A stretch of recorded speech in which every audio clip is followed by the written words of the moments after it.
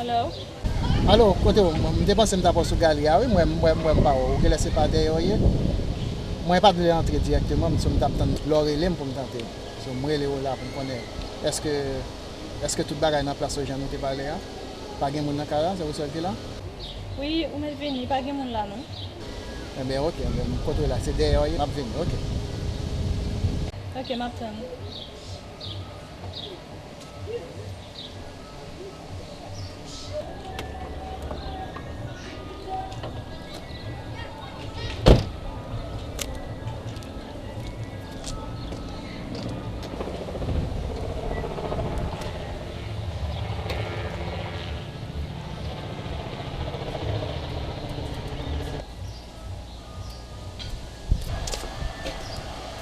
Oh, baby.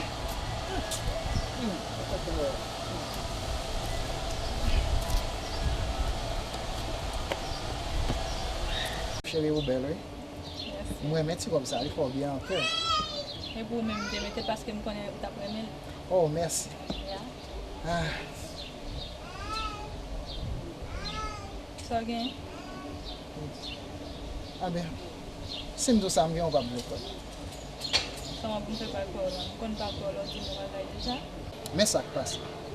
Dans sityasyon ke mwen avon, nou konen gen 6 mwa depi ke nou remen, ou te toujou dim ke ou pa jem nan garson. So, sa vle di ke, je di a m veni la, m tap tan, bakon kome tan gen di m ap tan jou sa, pou pat gen person mwen nan kala. Je di a kala pou nou net. Men problem mwen gen, se ke, kon se premier fwa, mbral fon aksyon kon sa, so sa ren mwen nerve an pil. Kom mwen te di ou kon se premier fwa mbral fon bari kon sa, m senti m enkyete. Tout kom tou m senti kan pil jwa, entre nan keman deske mwen se mwen premier moun ki pral fe bari sa. Ki mwen ga wap pale la? Koman fe ou men premier moun ki pral fel la? Koman joun pa ou sorti ya? Men chéri, depi mwen avek ou se, ou te toujou dim sa, ou di ou pa jem nan garson. Ou te toujou dim ko pa jem nan garson. So m konen ke jou di a kom la premier fwa, se premier fwa ke m pral fe sa, so kem ap sote. Ba kompren? Ou tabrim? E mwen ki tab rejetan? Ba kompren parol wè mèm. Sa nou te pale avan, wè di kom si kon yam ton wap, di yo lò blan akon. M son jote dim ko pa nan garson. Se ou te dim ko pa nan garson, pa vre? Ou te dim sa?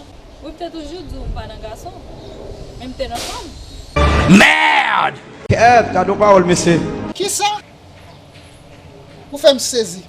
Ouè bon Dieu, m pren nan madoda. Ouè! Ou!